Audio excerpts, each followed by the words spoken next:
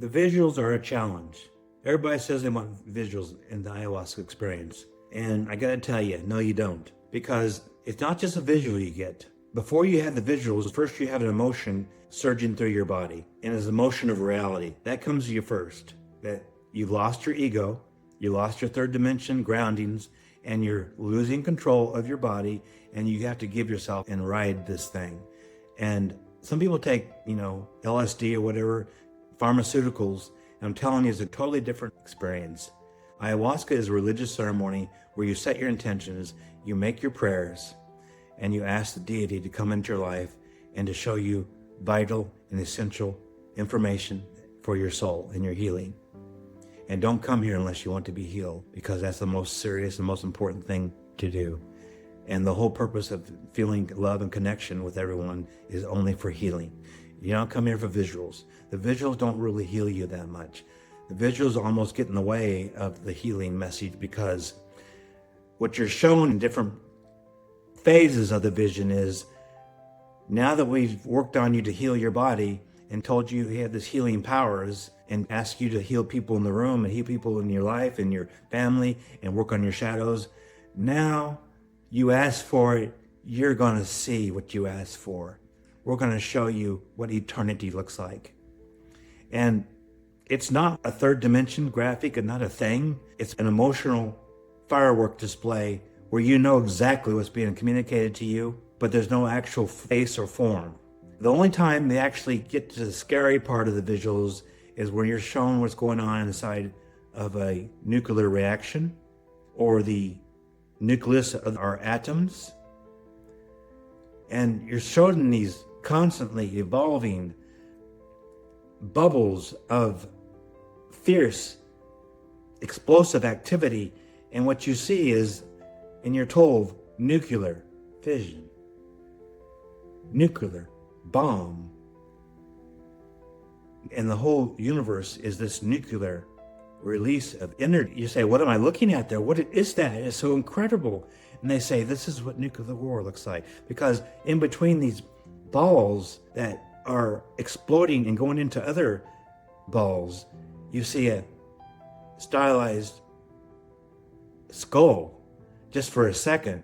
And immediately teletype in your mind is, this is what happened. This was the event, this nuclear event. And yet it did not destroy life, because then you're shown a stream of your life.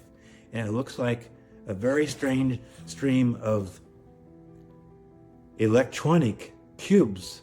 And from these cubes, there's small antennas coming off of. And you're given a stream of this coming towards you. And every once in a while, there'll be an impossible to describe electronic component that seems to have antenna coming off of it. And they said, be calm in the presence of deity. It's like, whoa, that's what deity looks like? And then you're saying, be grateful for the healing presence of deity. Deity is now healing you. Your soul is being healed. All the trauma is being healed. Your body is being healed. There's no time. You're in the moment. There's no past, there's no future. See how deity sees you now. Perfect, harmonious, always alive, eternally. See the joy that's coming to you. See the euphoria, feel it. Don't think about it, don't write it down, just feel it. Stop and just feel it so you know how to use this by just feeling your way. It's an emotion. There is no logic. Don't negotiate with it. If you negotiate, you lose it. Just feel it and accept it in, and learn to recognize this euphoric power. Because until you recognize it, you can't use it in the third dimension. Stay in the vision. Stay in the vision. Because I was asking, how do I keep this? How do I keep this? How do I not forget this? How do I not forget this? Stay in the vision. Stay in the vision. Learn to enter the vision. Don't negotiate. Don't overthink it. Just enter it. And of course, that's like meditation, I guess. You have to calm your mind to the point where you stop overthinking. The images do stay with you, because I can't get those images out of mind also, but I can explain that to a person in this dimension now. And that's where it's very frustrating to attempt to talk about these things. And maybe we shouldn't talk about these things. Maybe I shouldn't let other people know what I've seen. Maybe I should keep these visions to myself. Because after all, You shouldn't want to talk to other people unless it's going to help them. No one wants to hear your own euphoria or your own healing. They want to know how they can be healed. But I have to be witness so other people can see that when you're ready and prepared and mature enough and you have the right intentions and the right prayers and trying to live the right life, you can see the same visions I saw, I believe. The problem is not everybody's going to see the same level of visions, because some souls might be older than other souls. Some souls might be ready. You know, the phrase, when the student's ready, the teacher arrives. A lot of people who take ayahuasca are not really ready for the experience. They're not really ready to be the student. They have enough maturity, even soul level maturity, to be able to integrate a high vision or a vision full of graphics that relate to their life directly. Boom, boom, boom, right after another, bang, bang, bang. Because once it starts, it's not a slow motion thing. It's a tiger, and you're on this tiger. And it's going to show you everything you asked for and your intentions, but you won't be able to keep up mentally. And I find myself saying, oh, let me remember this. Let me remember this. Slow down, please slow down. And it doesn't slow down for you. It does tell you what's going on in each moment. And you understand what you need to do at that moment, but you realize you won't be able to remember because it's come in such rapid fire. But I would tell the person watching this, if they're thinking how they could respond on the vision the other side, it's going to be totally radically unique to yourself. Because everybody I talked to either didn't have visions at all and slept and snored all night next to me on their mat, or became nauseous.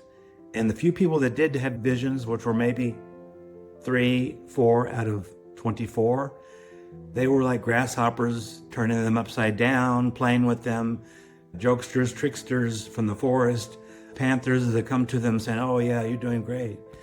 Your vision's going to depend on the prism of your soul.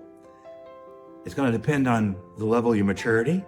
If you've been on the road all your life to ayahuasca, it's going to be a high vision. If it's something you do recreational, it's like LSD or pharmaceuticals, it's going to be a very low vision, or it just might be colors and spectacles. But with my experience, I felt at the highest pinnacle of my own soul or life or spirit. And it was more like an energy beam.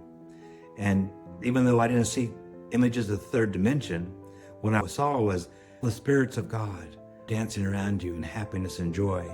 Because life itself, overall, despite its up and downs, its difficulties in third dimension, is a glorious firework display. It's so spectacular, so euphoric, so incredibly realistic that you have no conception of how to translate it into words to other people once the vision ends. But you have the overwhelming emotion that you're in a reality that is eternal. And you lose fear of death because you know the stream of energy, the beam of light that's come to you, you're a part of it, and it cannot be eradicated or destroyed or hidden away. You will always be a light, a burning bush set on a hill. Your life is a burning bush set on a hill. You just need to get out the reflection of your own bush and let the light show to other people. You want all other people to see you how you really are. That's what I think everybody asks for on the other side. Can everyone see my beauty and my goodness like I really am?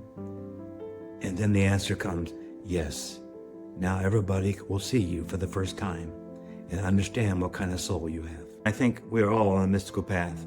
There's no rationality. That's one of the lessons I've learned, because there's no time, no before and after for rationality. You're always in the moment. Therefore, it's mystical. What I found out is the deity, the universe, call it what you want, wants to give you everything you want. And that's so crystal clear. You can't get over that. You realize you not only give him what you want, if you ask correctly, that means accept what you ask for, that it can actually happen, but you're given the power. You feel immediately the power. Oh, so that's all it was? Okay, now I see what's going on. That's easy. That's the kind of power you're in, the euphoric vision.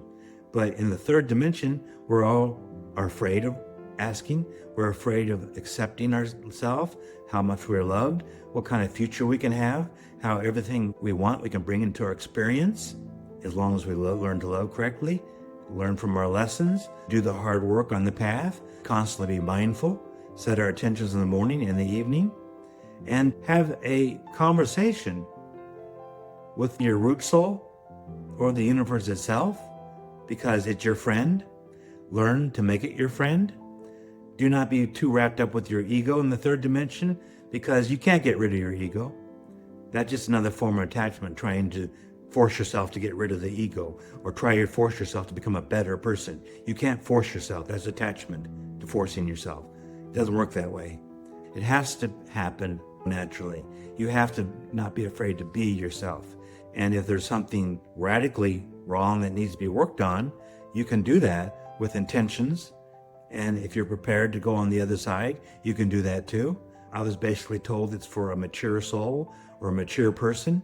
You have to kind of be on the path all your life to go to ayahuasca. It's not recreational. It's not getting on a bus to go on a tourist trip. It's a very serious, mystical culmination of a lifetime of self-introspection and self-prayer and self-examination. Socrates said, the unexamined life is not worth living. And I think that's true. And that means meditation or deep reading or thinking about the path of your soul and how to correctly love the people around you and treat other people around you. And you don't have to force yourself to do this. You have to be yourself, and it has to flow naturally. Because anytime you force yourself to be a better person, it doesn't really work that way. You have to feel it first. You have to have the emotion for it. You have to let it expand and grow within you.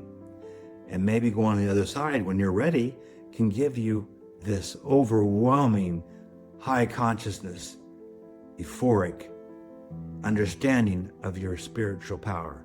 Because we all have it. Every one of us has it. It may take many lives because there's no hurry.